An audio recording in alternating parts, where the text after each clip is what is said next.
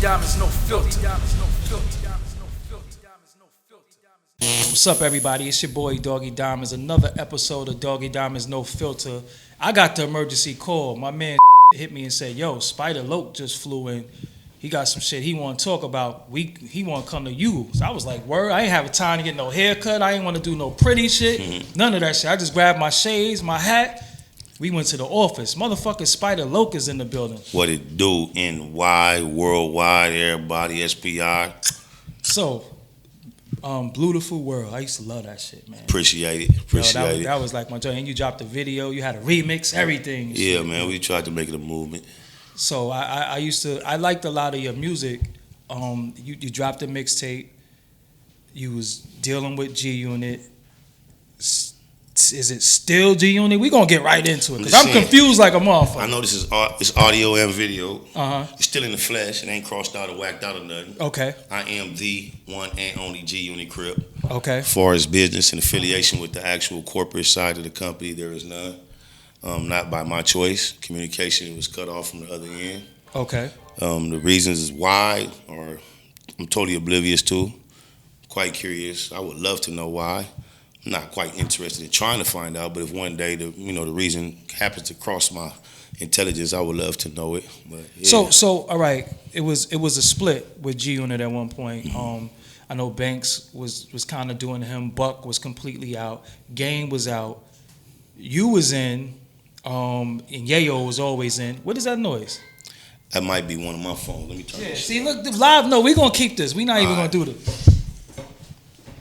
He in Brooklyn right now. Stop hitting him up. You know what I'm saying? We working. Yeah. So it was a point where we just started getting confused. The viewers and the fans, like, who's in, who's out. But it was never no Spiders out. Right. Publicly, right? Right. But then everybody was back together. Buck came back. Banks was back. Yayo was back. Then they added new members to G Unit. Yeah, but we never seen you come back in the fold. Right. Was you saying communication was cut off? Was it Man, I'm gonna tell you something, man. I'm gonna have to tip my hat off to Mr. Jackson because it became apparent to me throughout my career. I created quite a few associates, friends. I would have considered them based on my plug with him. G Unit affiliates, a lot of grown men that would pick up their phones and call me and check on me on their own, unprompted by anyone.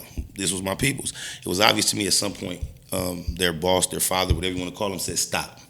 Because the people everyone in unison stopped communicating with me. All G Unit members just stopped talking to you. Affiliates and members. Wow. So I was quite astonished to see that at one point, young Buck was calling me on the phone, making earnest pleas for me to break camp as far as G Unit. And when he bounced, he wanted you to come. He was running around surprising all of us saying "fuck G Unit" on stage. I think the first incident was in a club in Atlanta. Okay. He was on stage and maybe a member of the crowd hollered out "G Unit" to try to support him. And he was like "fuck G Unit," and that's how he shocked the world with his feelings. It was kind of obvious on the inside that things were brewing. There was some dissatisfaction, but that's how he announced to the world that he was not satisfied with the situation. Okay. He tried to woo me to join him in his Fuck journey. G Unit campaign. Fuck G Unit. He ran around with all of 50's enemies, including Rick Ross at the time, The Game. He went and made alliances on video with all these people. I stayed down. It panned out the way it panned out, and then I was just surprised to see them have a reunion and a big group hug, and they all got over that and left me out when I've never had an argument or a disagreement with 50 Cent or any of his counterparts. So that was just curious. I don't know what kind of relationship those grown men can have that to where I could not be included in that reunion. So I'm just as puzzled as you are, DD. So you're on paperwork as yes, I had an official deal through G Unit, Interscope, Universal, and to give people a little more insight. I think the thing kind of we probably thought it was artistic. We heard 50 Cent announce to the world through an album title that he was ready to self-destruct. And he was at a height. We were all proud of him, happy at what he accomplished, but he came with the album title before I self-destruct. And I also thought he was just being creative until I analyzed the situation. And at one point, I learned a lot of things from 50 as he was being a successful entrepreneur. And one of them I learned was that no matter if his music was good or bad, it was going to be okay based on his plug, the connection to the world, Jimmy Iovine. And he assured me that no matter if the music wasn't quite up to par, it was going to be successful. And then a few months later, I just saw him say, fuck Jimmy Iovine. So then I started comparing his actions with his declaration of self-destruction. And I see he is one of the realest niggas to make albums, because if he tells you he's about to self-destruct, he actually destroyed himself. So, that's how I see it. So, give the fans a point. When was it over? The weird shit to me was I was talking to Buck. He's trying to convince me to run away from 50 and telling me G-Unit was over and the game and Black Wall Street was going to be the new shit to fuck with. And I said, man, I'm not fucking with that. And in order for Buck to try to get me to see it his way, he told me this. Hey, man, check this out. 50 told me he wasn't going to put your album out a year ago. So I was like, damn. So you've been my homie for a year with this knowledge and you didn't tell me? So I know you haven't at least been a friend of mine for at least a year. And I didn't call him on it when he said it, but I took the mental note. I no longer trusted him ever when he told me he had this information for a year. Okay. So he was a bitch nigga to me once I realized that. I've been running around with you across this whole country, my nigga, wow, trying to please my obligations to this label and to this nigga. And you let me know for a year you knew wasn't nothing gonna happen. Fuck you. He was claiming my hood, trying to be from East Coast Crip, trying to get me to teach him how to throw it up on a regular basis. And then I don't know what happened. I guess he found the new LA gang he wanted to claim. I think he supposed to be from 60s or something now. I don't know. It's weird shit. Yeah, it's a lot of politics with y'all gangs. Nah, it ain't no lot of politics. You see, we in rap, we don't have no problems. Okay. We know how to get along. We been doing this a long time. It's when these outside niggas come in and try to participate when it get weird. But the real LA natives, we really don't have no rap gang problems. Okay, all that shit coexists for years, just quite well. So it started with Buck Bounce. That was after the phone call that 50 put out there, right? I think wrong. 50 put out the phone call after he made that fuck G-Unit. Got you. He clowned him with the phone call. I also had my phone call where he was on the phone just showing, basically wearing panties. I put my phone call out as well. Okay. And so did you ever have a relationship with Banks? And Yeah, man, that's why I say it was obvious they had orders, man. Okay. I feel sorry because Banks and I had developed a pretty cool bond. I kind of respected Banks more than anyone because he was the last one to actually be friendly. He stayed in his own zone. He wasn't quick to embrace outsiders, new nigga, me included. And he allowed the natural process to take place before we actually chopped it up and became cool. And as an MC, being a regular guy on the come up and finally getting signed to a group like G-Unit, one of my most comforting facts that I knew had my solidified position was Lloyd Banks used to call me like routinely out the blue. And, like, I'd be in LA doing my thing. He'd be like, yo, B, I just listened to that joint you did 15 times in a row, B. He was like, you ill as fuck. He was like, you know what's ill? He was like, the gangsters gonna love you just because of what you do. But he was like, but what's real dope, when you come out, the backpackers gonna love you because you ill with them syllables, B. So when the Punchline King call you and volunteer that type of information to you, you kind of value it. So, when that's one of the most relationships that I missed out of the whole situation, because he wasn't no nigga that was fake and just was my friend because I was around. He was very standoffish, very cold for quite some time. So when we began to bond and became pals, I thought we was partners for real. So when the whole choir of individuals stopped communicating with me and he participated in that, I was shocked. So when you say stop communicating, does that mean the numbers change? You was calling niggas? Some of them change, and then the numbers change routinely anyway, just because the level of life niggas is on. Okay. But I would get the updates usually. I would get the numbers would change, and I wouldn't get the updates. Yo, that's my new number. Okay, right? Yeah. And then there would be a time like 50 did the weirdest shit in the world. There was a time when This Is 50 was announcing the first time that you were going to be able to talk to G-Unit as a group live. Live was a new concept at the time. I believe they were overseas and they had advertised on This Is 50 perhaps a 48-hour countdown clock where they counted down 48 from the second to show you at this time you'll be able to go live with G-Unit. So they built it up, advertise it. Finally, the last 5 minutes you see Yayo, Banks, and 50 sitting there in front of the camera watching the countdown. You know how it works. The fans are able to type on the screen. You read the comments and you respond. So as they're going 5, 4, 3, 2, 1, you can see 50 reading the screen, and he's mumbling. He's like, spider. Spider-Loc? Y'all don't even know how to answer good questions. Spider-Loc don't even have an interesting record out right now. Yeah, I'd like to put it out. If he create the interest, I'm not going to do it for him. The interest, your fans are telling you what they want, bruh. So if I'm a CEO investing in any product, so I go to my public to see what they would like desire from me, and they tell me we want that product off your shelf, and then me tell them you're not even good fans because you're asking for that, it just goes back to I'm about to self-destruct.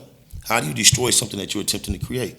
Things that 50 told me when he met me, he said he was excited when he sees himself all over again. I was trying to figure out how I was going to verbalize to him that I just affiliated with Suge Knight, and I knew that was like some controversy. And before I could even bring it up, he announced to me that he knew, and he didn't give a fuck how Suge felt about it. So I'm like, whew, big, 50 told me, big risk, big reward. He told me when he see me, he see himself all over again. So when he said he was going to self-destruct, and he sees me and himself, while you're destroying yourself, I feel like you're also destroying me. My name is Curtis as well. Wow. He fucked off the plug when it was my turn. Not only did he allow Mobb Deep, my niggas, Storm, Havoc, rest in peace, Prodigy, come in and precede me with getting the project out. Had no problem, business is business, because I was being assured of things all along the way. But then he came with this weird hot rod concept. And I still sat there humbly and allowed him to get that off, because my turn was coming. But right before my turn, you fucked off the plug. So, all right, I'm understanding. You're feeling like... No feelings, facts only. All right, you're saying that we got Interscope, this big machine, that regardless to what, we all good. That's what he said, not me. Okay. He said, okay. Curtis Out of his Jackson, mouth, that's yes. what you said I promise earlier. you, on my dead homies, yes. Whether the music is good or not. Not that we'll make bad music on Perfect, Spider, but if we happen to do a boo-boo, we're good.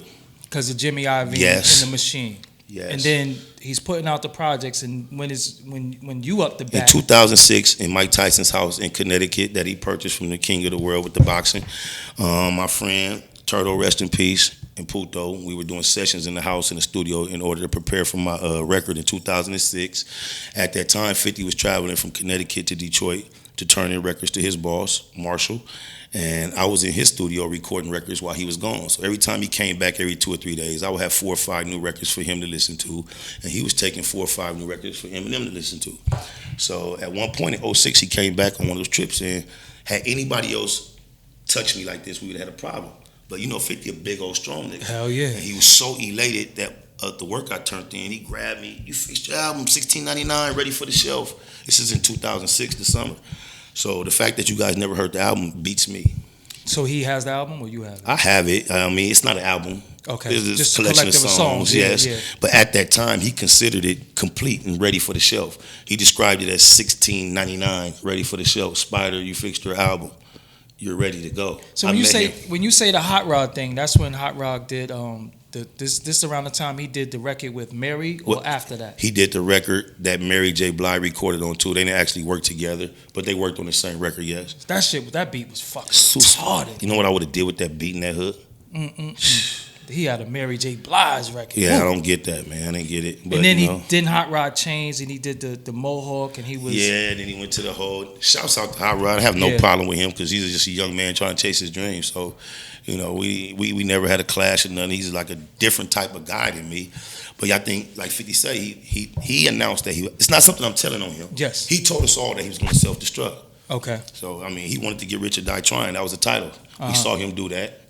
His other album was Curtis. He is Curtis. Mm-hmm. Then he said, hey, I'm going to self-destruct. The Massacre, too. Don't forget about the Massacre. And that was more artistic than anything. Yeah, we know he's not massacring Valentine. That was creative. But he went back to the reality type thing with the self-destruction. We've seen it. He's been very unsuccessful with rap since. And I try to look at myself and take it personal, but I look in and say, hey, well, who has he been able to do for what he attempted to do for me? I haven't seen him do it for anyone else for me to even feel jealous about.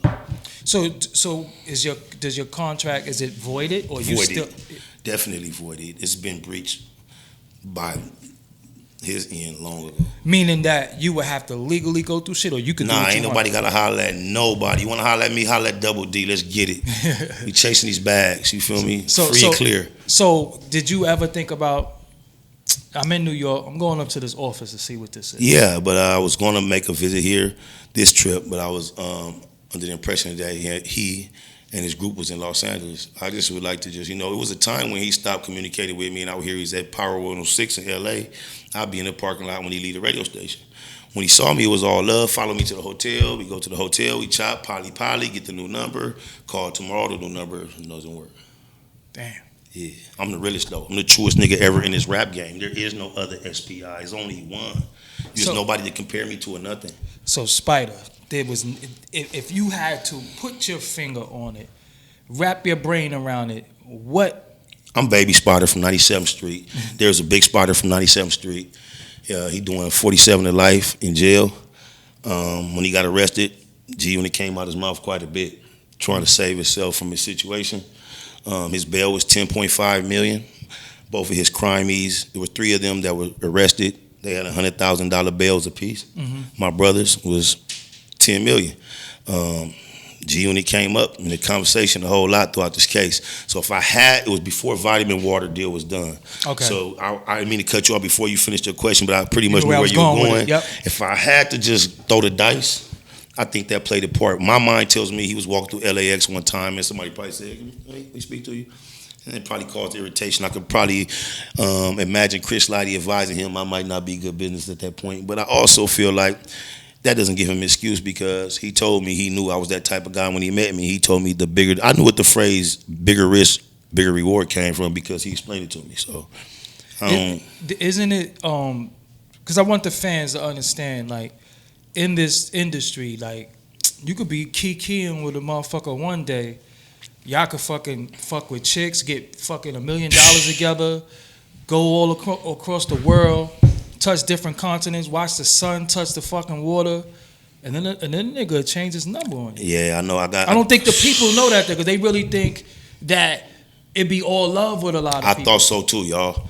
I really you see this ink in my flesh. I thought it was deep, and these niggas they wasn't pretending.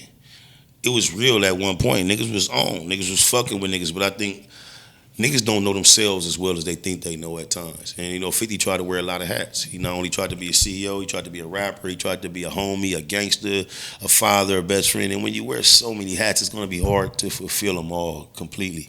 So if he would have just stayed rapper and father, or maybe that would have been good, but try to be rapper, CEO, and gangster and all that, it's going to be hard to do them all. And power is successful, though. That's yeah, you got to clap for power, man. Any black man with anything on that screen being that notarized, you got to clap for it.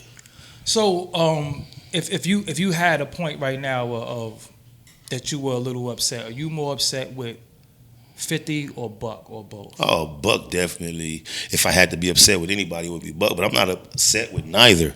I appreciate the experience that both of them provided for me in my life.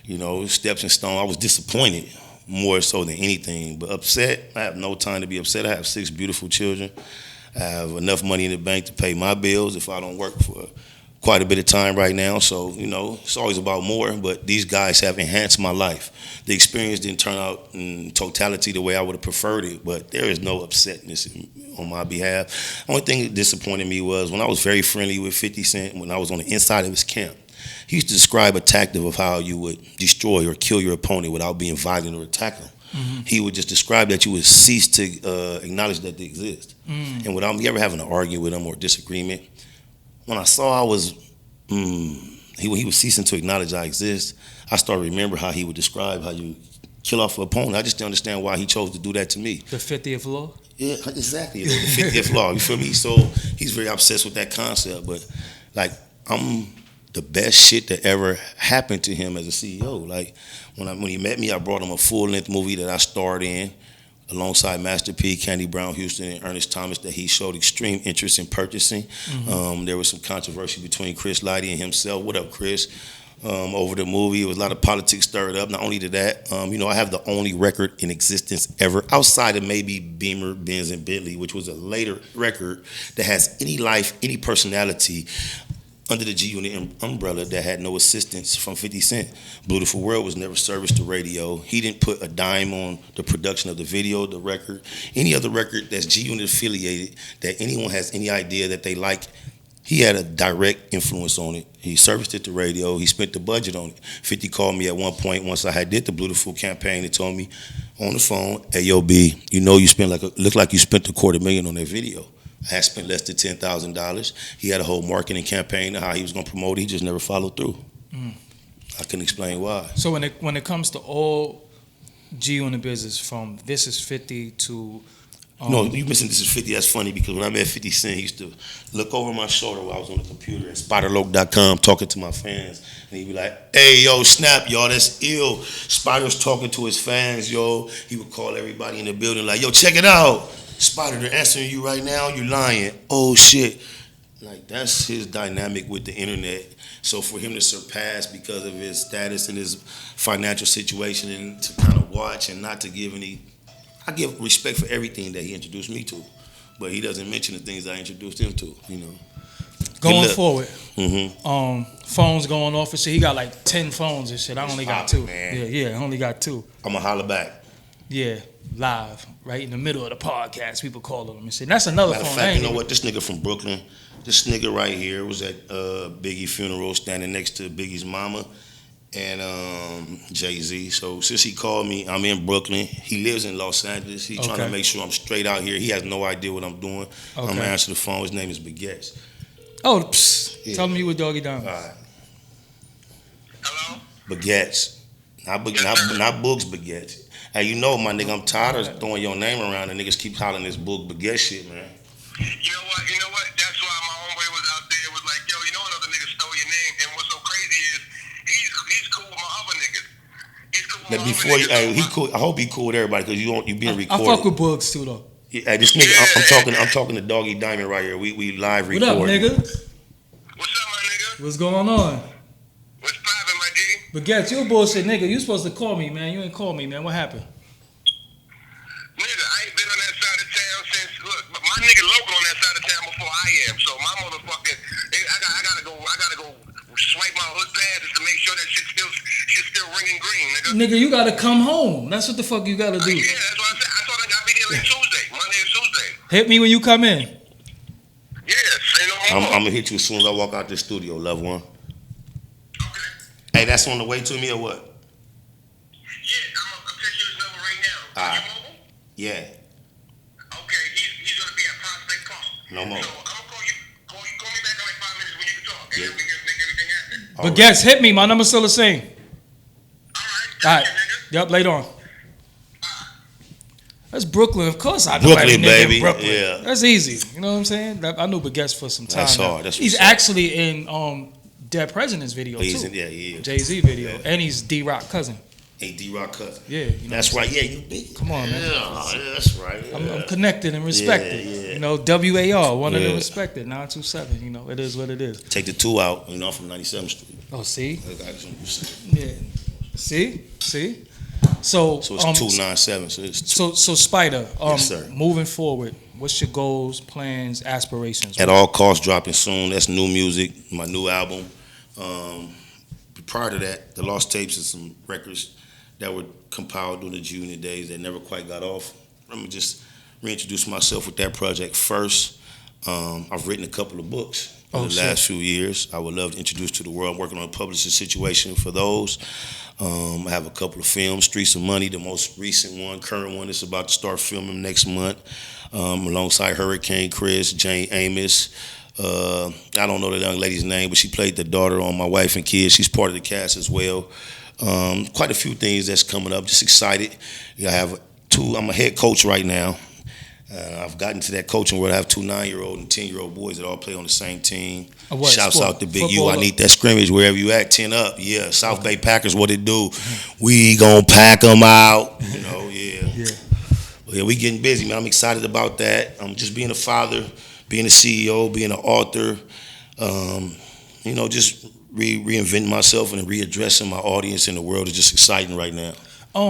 I wanted to ask you something about gang culture right now. I notice a lot of the older brothers that from gang, like the big U's, they're starting to become, well, they always been, but the world is starting to see them more as conscious, like talking about black brothers killing each other and all that stupid shit that's been going on from politics that some people might be warming and wasn't even born for that shit. What's happening? Because, you know, it was always depicted, if I go out there and I'm on your side with this shirt on, I'm getting shot. Okay. What is it really like in the streets of LA? Man, to give you just like, one street differs from the next so much, it's kind of hard to just give a blanket So answer. it ain't this is a whole Crip neighborhood. Oh yes, there is. But the blocks might not get along with each other, and they might both be Crips, right? Yeah, I mean they could be one neighborhood. Okay. And then we can all be family homies, but we can still split and have two sides right here and war against each other. Wow. That can happen too. Nowadays in LA, Crips wear more red than Bloods. It's not a color thing. It's a color thing when it's time to represent. But when you just trying to get fresh and be out for today, nigga gonna wear what he want to wear. I remember it was a time when I would go out of town and a female in the mall would tell me right off, "You're not from out here." How you know? Because the way you dress. Now, niggas from LA dress is universal. Everybody wearing the same tight shit with all the extra piercings. Even the killers, the coldest gangbangers from my side, stab you to death. They look you like got a tight ass pants. Yes, they look like the skater other niggas. So I stopped judging niggas with that weird look. Because a nigga with that weird look would lay you on your back. Yeah. So the gang situation in LA, as far as like the big U's and people that situation, I think fatherhood and maturity just plays a part in any man. If you're a man, that you realize you become more responsible for your environment than you have been. So anytime you've played a part in being destructive in an environment, you kind of feel like you owe that environment some type of restructuring and restoring. Like I say, I have children, and I would hate to leave a legacy for my children that I have left for the world in general.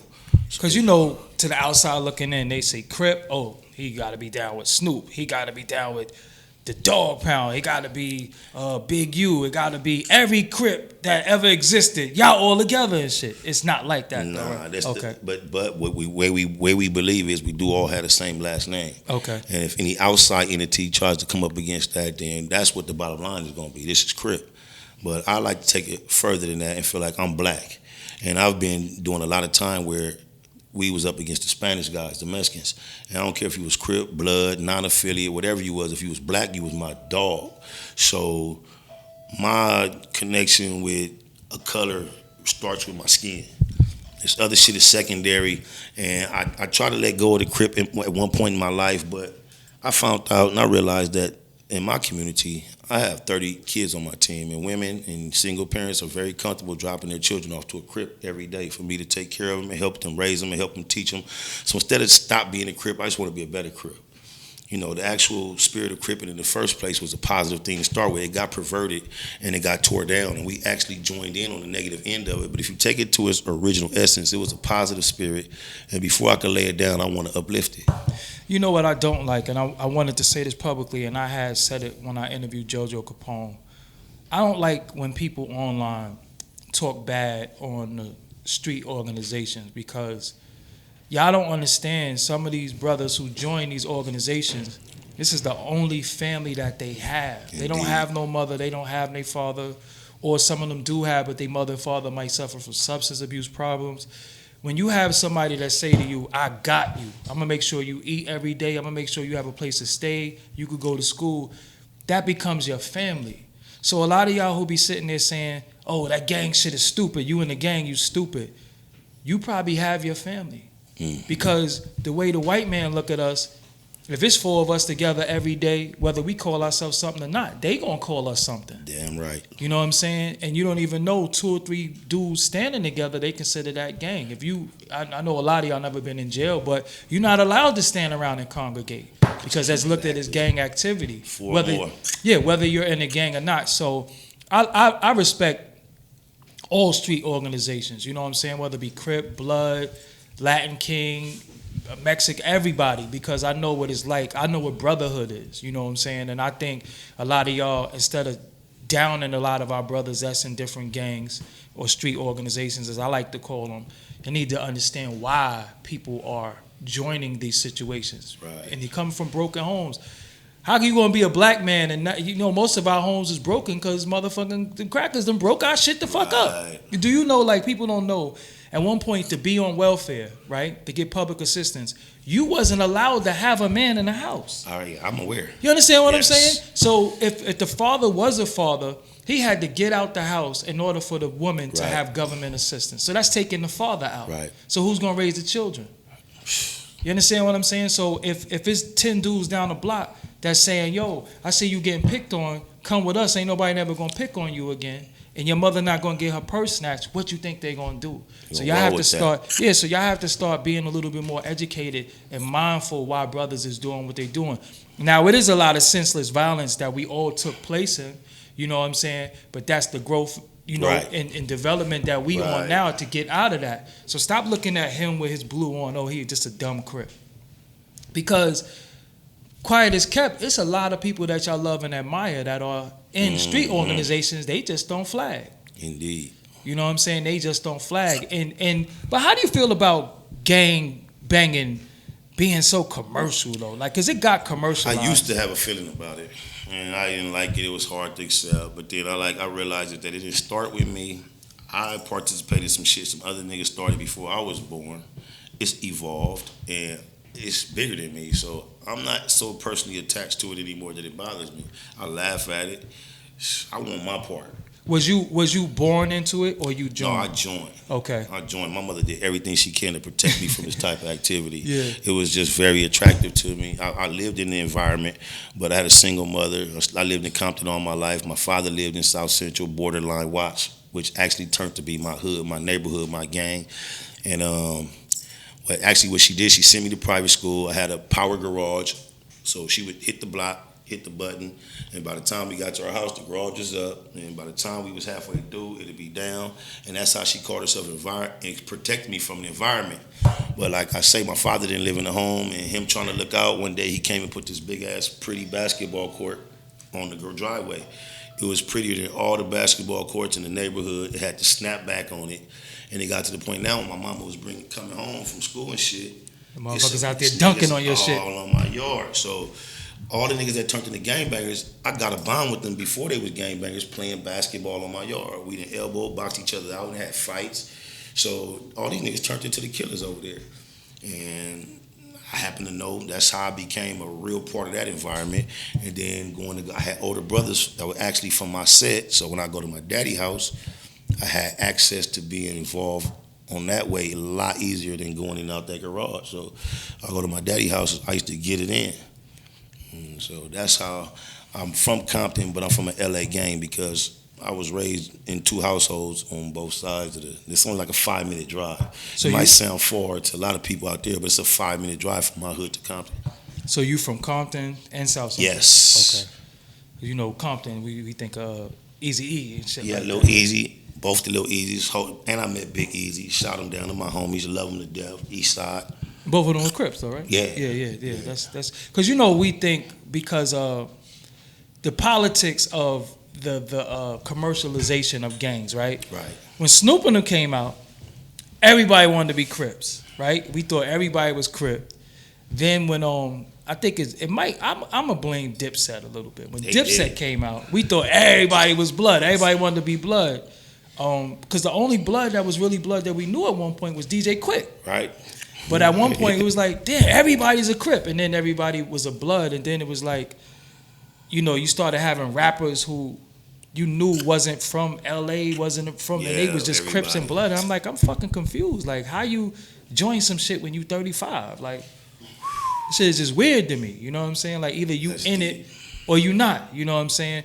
Right now, if you had the youth and they say, yo, Spider, man, I want to be a loc, man. I want to be down. What do you tell them? I mean, it might come out different every time, but I would definitely deter them. Okay. From attempting to do it. It's not something I glorify. Like I say, it's not something I'm ashamed of to the point where I don't claim it because everybody knows my affiliation. Your name is Spider Loc. I'm Spider Loc. And you know the irony, I was telling you I'm a head coach. And I came to the park, introduced myself as Coach Curtis to everybody trying to be responsible. But I've never heard the word Curtis outside of my mouth. Yeah. And I got a 10-year-old kid on my team who is named Hershey Loco. And they introduced me to him. All the adults at this park call this kid Hershey Loco. Shouts out to Hershey Loco, Del Mari. But yeah, he's a child on my team, and his name is Hershey Loco. So Snoop, this youth football shit, he got the city lit. It's big in LA It's now. big as fuck. It's like a baby NFL. So I just think it's a general consensus in the community that if a Crip is coaching, it's okay. He's gonna do. Snoop made it acceptable. So shouts out to Calvin. What's your favorite NFL team?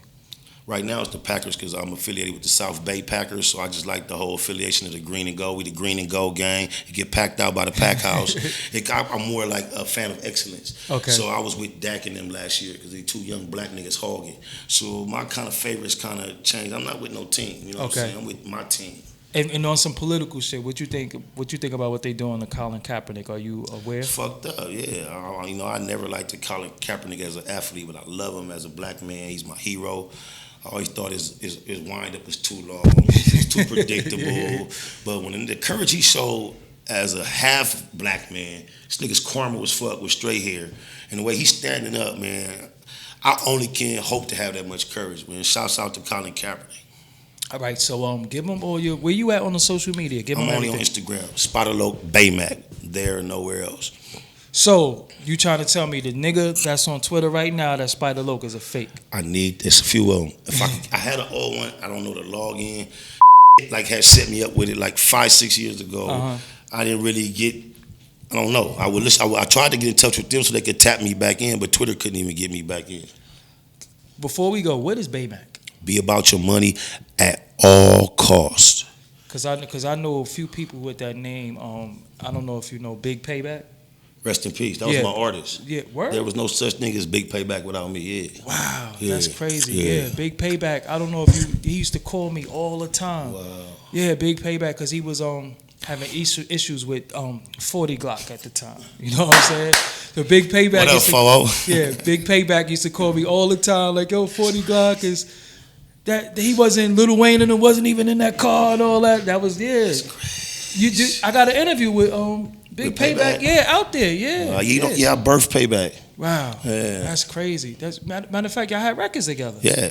Like on nobody that would project. nobody would know about Payback if it wasn't Wow, me. yeah, Big Payback. Yep, Yeah. Big Payback. He had a site.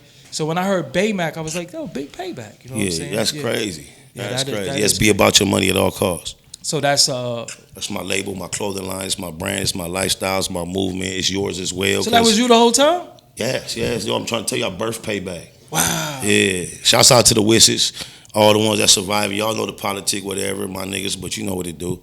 That's crazy. Yeah. Recipes to Big Payback. Yeah, Man. Payback had bars. Let me tell you something. Payback had got shot, right? And he called me and he said, there's a rumor that I'm dead. But I'm calling you to let you know I'm not dead. But I did get hit up. This is the first time he got hit up. He said, I did get hit up, but there's going to be rumors out that I'm dead, and I'm not going to say nothing. I'm not going to tell people that I'm not dead. I'm going to have people believe that I'm dead, but I'm calling you to let you know that I'm not dead. That sound like Payback. Yep. And then when I heard he passed away, I was like, damn, but I didn't really have nobody. Did you hear about how he died? Nah. That's 12 noon in a motherfucking McDonald's. Somebody walked in and shot that nigga right here. Bam! While Wow. he's eating a salad and walked out. wow. One shot, kill.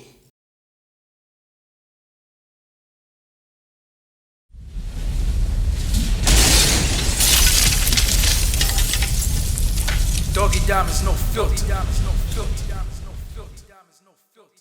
What's up? This is Doggie Diamonds. Make sure you stop by shop.doggiediamondstv.com and pick up your Discipline snapback and t-shirt. Without discipline, I wouldn't have been able to lose 117 pounds. So I decided to create a clothing line to reflect my healthy lifestyle change and my mental change. Without discipline, we're lost. So get you some clothing to help you stay focused like I did. What does the symbol mean? Inside of the symbol is the kokulan, which is a West African symbol for discipline and nurture. Around it is a circle with arrows that stands for routine, repetition, and completion. You got all types of colors that you can match up with. So make sure you pick up your snapback and your t-shirt now in your favorite colors for yourself or a friend. Thank you.